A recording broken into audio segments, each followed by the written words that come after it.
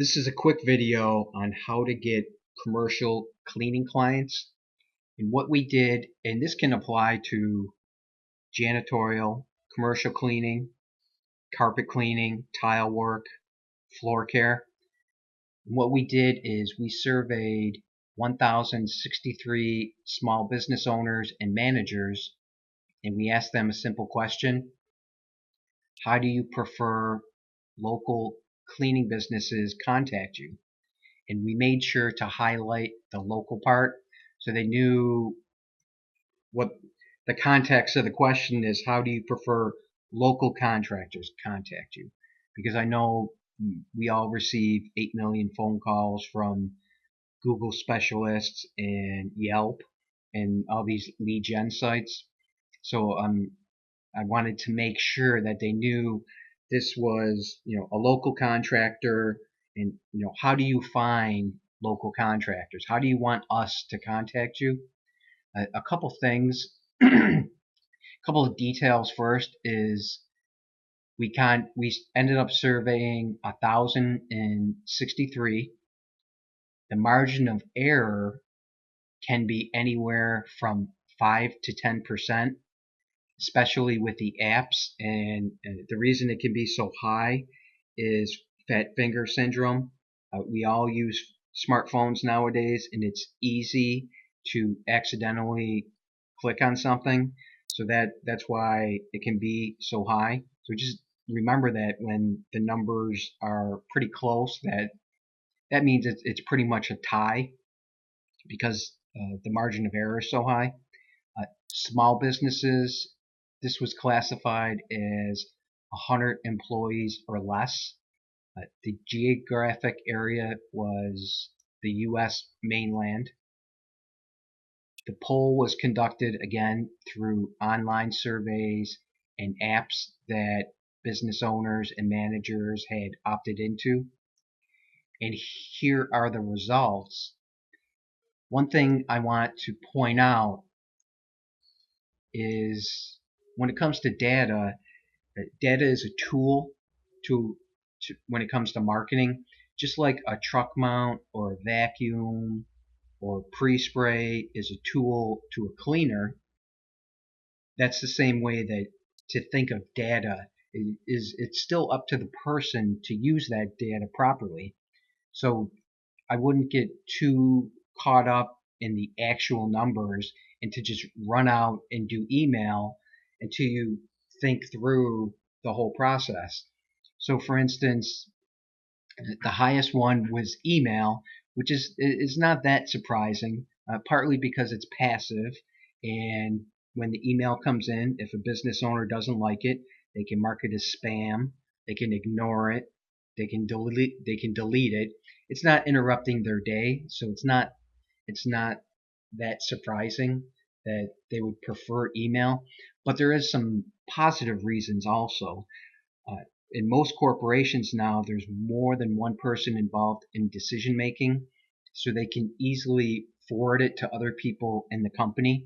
They can forward it to 2, 3, 4 people in the company real quick. So that's one of the positive reasons why people prefer email when it comes to businesses.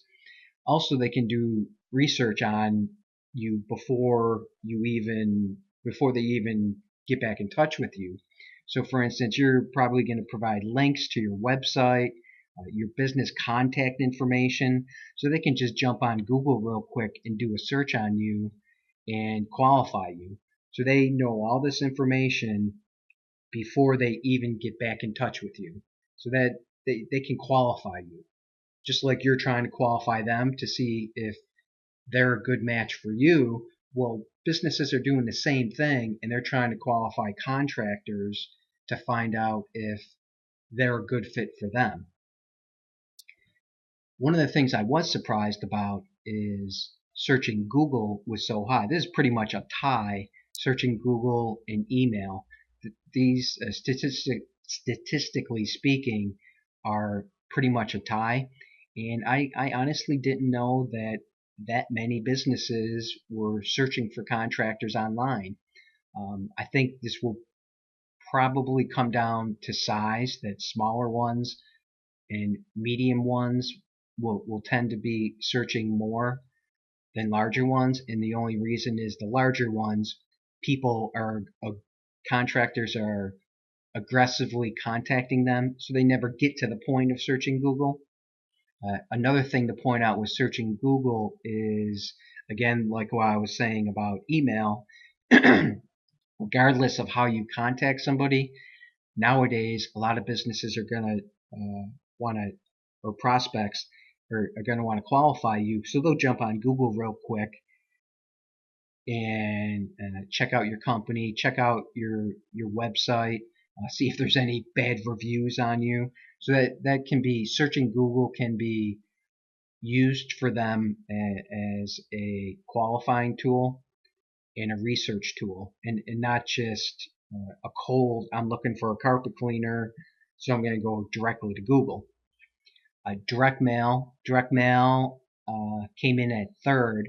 I was kind of surprised that it was this high, but I kind of look at it that it's similar to email in that it's passive, so they don't have to deal with you. One of the things that I will say about direct mail is it can be very effective as a follow-up tool.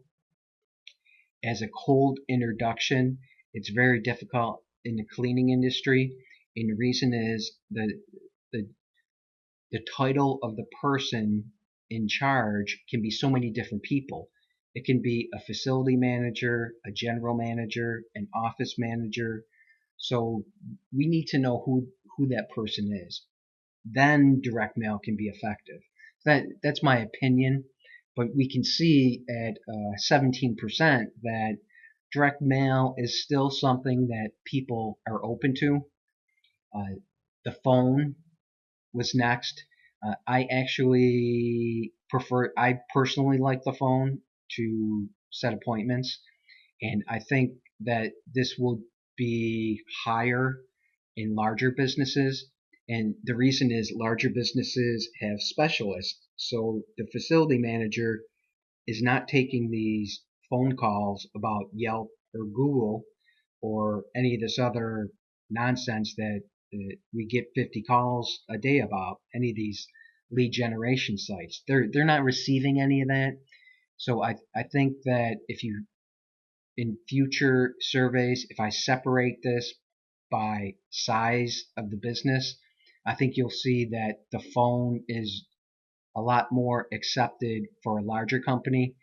If you think about a 5 or 10 person company, well, that's just like us, and they receive a lot of phone calls every day, a lot of marketing and advertising type of phone calls, and that's why I think this is lower than it should be. I think it should be a little bit higher, closer to 20%, but that's my opinion.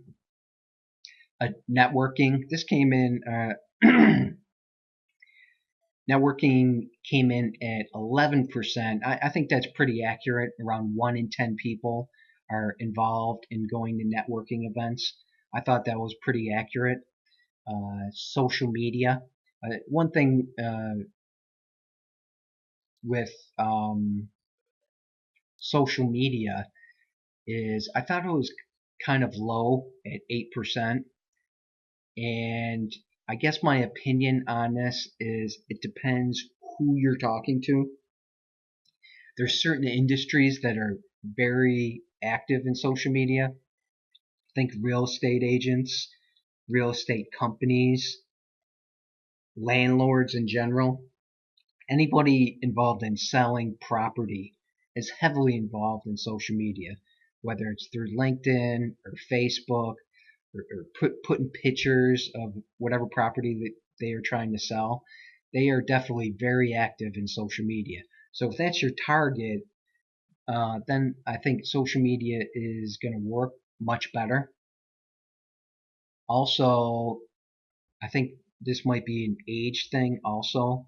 Social media, if we broke this down between 40 and older and 40 and younger, I think you're going to find a big split, that the younger generation is grown up on social media, so they are far more active than, statistically speaking, of course, than people who are 48, 58, 60 years old. So I think that's another reason why this was a little bit lower. Now, door to door, this was the last one, and that came at 2.5%. A couple things about door to door. When you're asking a local business about how they like door to door, of course they're not going to like it because you're interrupting their day. They're thinking about how they're working, and all of a sudden some guy shows up and they're trying to sell them carpet cleaning. Well, of course they don't like that. But it can still be very effective. A couple things about it. One is um, it can still be very effective because they were thinking about it, and then all of a sudden you show up that day. So I think that's one thing to think about, is sometimes it's just timing with door to door. Another thing is it came out to be 2 to 5%. Once you include the margin of error, plus I think it was a little lower than it should be. Anyways, is think about what types of businesses would be open to door. Overall, my feeling is anybody who deals with the public already, think restaurants, um, hotels, small retail, these types of places would be open to door. And if you think about how many restaurants and hotels are in your market, it's they're probably around 5% or less of the total businesses in your market. So this number kind of makes sense when you put it in context. Although I think that people are open to it, it's just that a bit like an accounting office is they're not going to really be too open to door versus say a restaurant. So that's all I'm trying to point out with the door to door canvassing.